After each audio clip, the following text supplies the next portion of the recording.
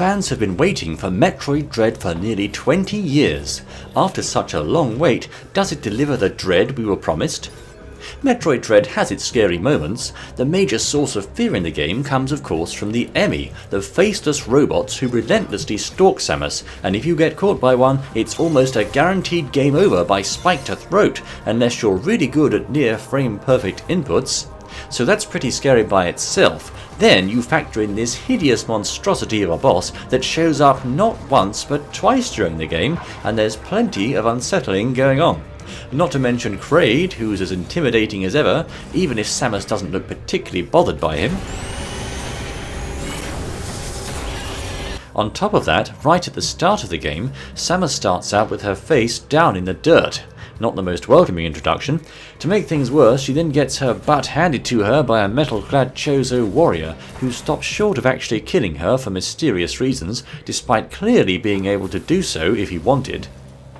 But to answer the question, does Metroid Dread create dread, we have to take a look at the definition of the word dread. It means to fear greatly, or to feel extreme reluctance to meet or face. And yes, you better believe we had extreme reluctance towards meeting the EMMI. I estimate a 99% probability of death if an EMMI captures you. You might also feel dread about facing that Chozo guy again, or a general fear of the unknown, which the game certainly cultivates. So at least as far as those points are concerned, many players will indeed feel a sense of dread. But that's without getting into the game's overall atmosphere. As you play through the game, you'll feel a sense of tension, although maybe not outright fear, and there's plenty of the lonely, isolated atmosphere the series is famous for. You'll be asking yourself what's going to happen to Samus in the early part of the game, when her fate is uncertain and deadly threats loom large. You are faced with overwhelming power. Accept your helplessness. Is the Chozo warrior going to show up and blast Samus into space dust? Why does Adam have such a sinister monotone voice anyway? Any objections, lady? Is there an EMMI lurking around the next corner?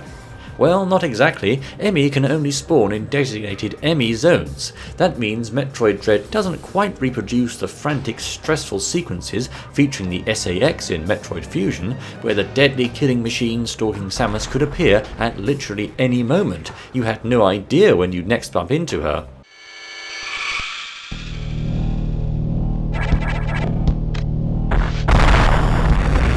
But in Dread, as soon as you come across an EMMI door, you know exactly what's waiting for you. Near certain death if you don't elude the killer robot lurking beyond. It's reasonable to assume all EMMI will be hostile. That alone is enough to create a powerful sense of apprehension every time you have to go through one of those zones. The game delivers on that sense of dreadful expectancy when you actually start trying to avoid the metal menaces.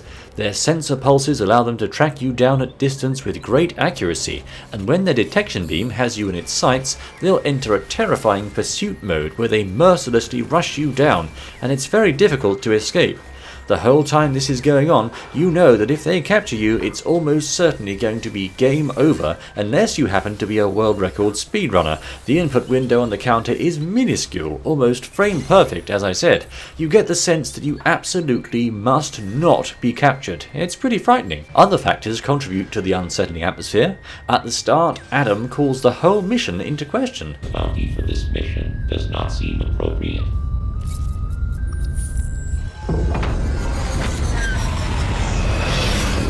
Clearly outweighs the reward. Is this whole thing even a good idea?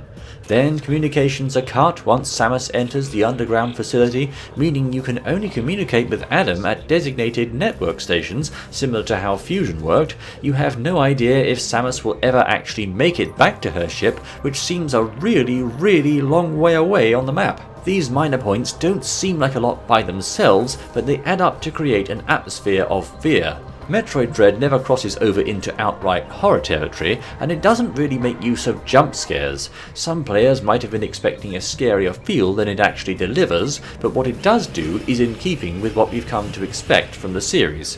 A more accurate way to put it might be to call it Light Dread, but that probably wouldn't work as part of the title. Metroid Light Dread doesn't quite have the same ring to it.